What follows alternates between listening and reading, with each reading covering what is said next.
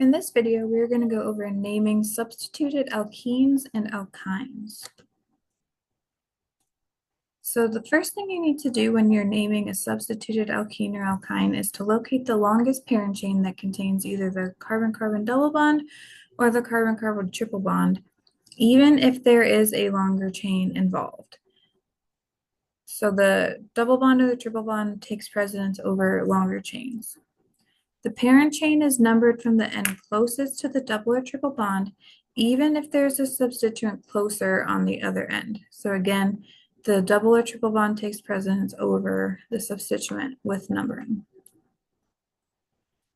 So we see here that in this compound, we have an 8. The longest chain is 8, but we don't number it from left to right because we want our double bond to have the lowest number. Even though our substituent would have a 2, which would be a low number, we need our double bond to have the lowest number. So this is the correct one.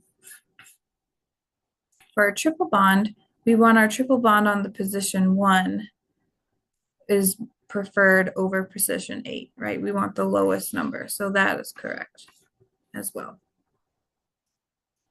And you also want to then identify all substituents and their locator numbers, and then place them in alphabetical order in front of the parent name. For ones that have double bonds, so alkenes, you need to include cis or trans at the beginning of the name when necessary. So we see here, we have 2-hexene, and then we have hexene, but we have a methyl group on number 2. So we have 2-methyl. Our carbon double bond starts on carbon 3, so 3-hexene. We number our chain for a pentene as 1, 2, 3, 4, 5.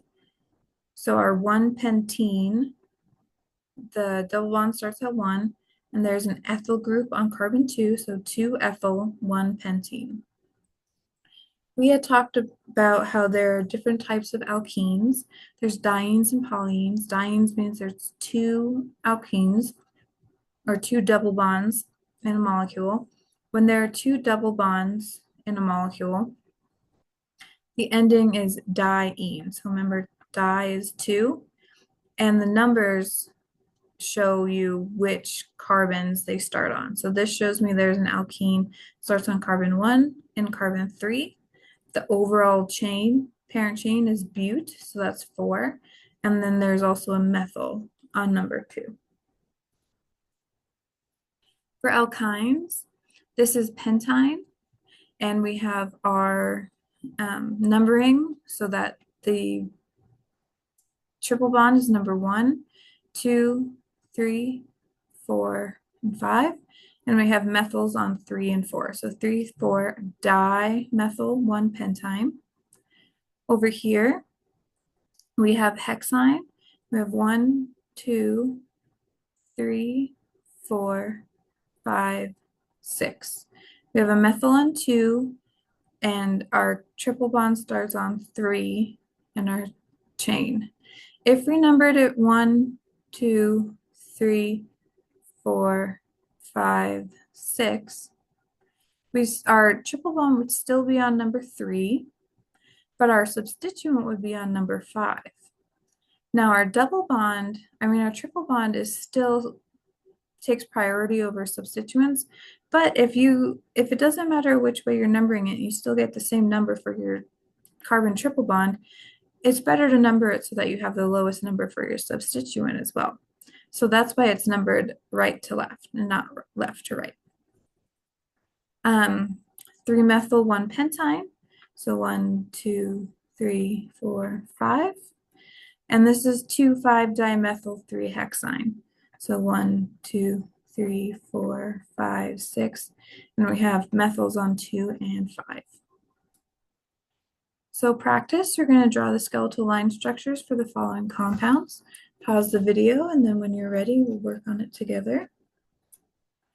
So for octene, oct is 8. Ene means double bond. So I am going to draw my zigzag structure.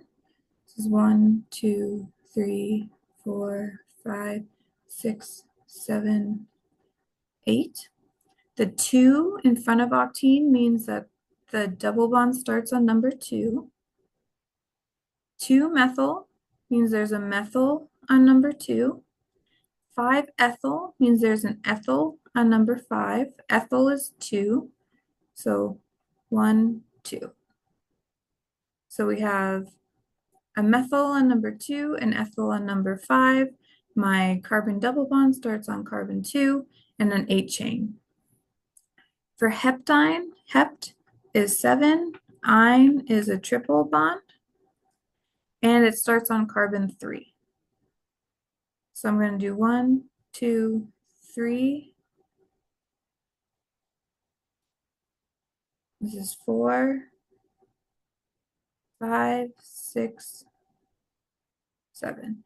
Remember, we need to make sure that this triple bond is straight and not zigzag. So we have 7 and 3. We have dimethyl. So we have 2 methyls. One is at 2. So here's a methyl at 2. And one is at 5. So here's a methyl at 5.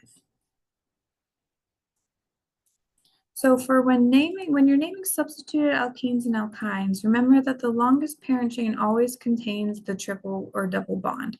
And it's numbered from the end closest to the double or triple bond, no matter if there is a parent or another chain longer, or if there are substituents closer. And then substituents are named according to previous IUPAC rules. And then cis and trans are included for alkenes when applicable.